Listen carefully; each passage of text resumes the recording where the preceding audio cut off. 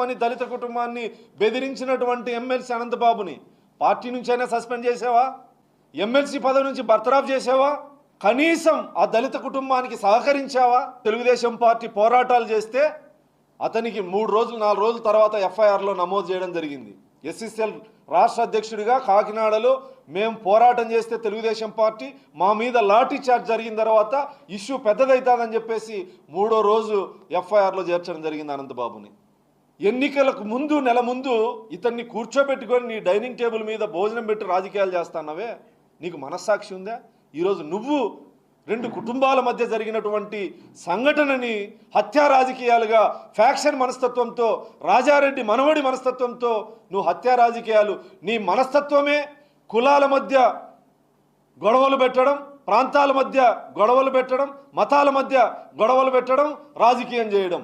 ఇది నీ సంస్కృతి. గుర్తున్నాడా అనంతబాబు? కనీసం ఈ రోజుకైనా చర్యలు తీసుకున్నావా? ఇతను గుర్తున్నాడా జగన్మోహన్ రెడ్డి?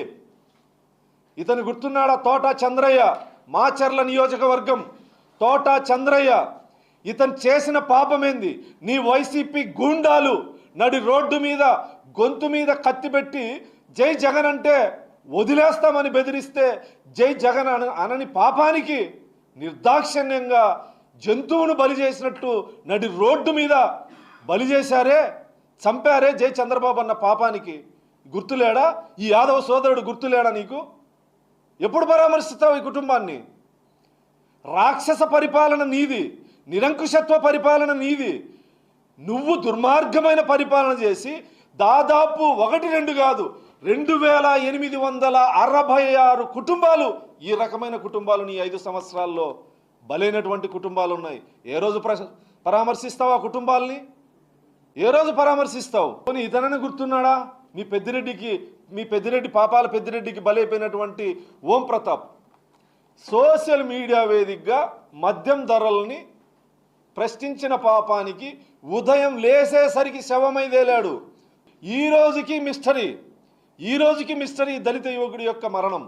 జగన్మోహన్ రెడ్డి ఇంటికి ఒక 7-8 కిలోమీటర్లు, పులివెందుల్లో 7-8 కిలోమీటర్లు అత్యంత కిరాతకంగా అత్యాచారం చేసి ఒంటరి మహిళని చంపేస్తే ముఖ్యమంత్రి స్థాయిలో స్థానిక ఎమ్మెల్యే, పులివెందుల నియోజకవర్గం యొక్క ఎమ్మెల్యేగా కూడా కనీసం స్పందించని నువ్వు ఈరోజు 2 కుటుంబాల మధ్య జరిగినటువంటి సంఘటనని రాజకీయం చేయడానికి వచ్చావంటే నీ యొక్క నీచ మనస్తత్వం ఏంటో ప్రజలందరికీ, రాష్ట్ర ప్రజలందరికీ తెలుసు.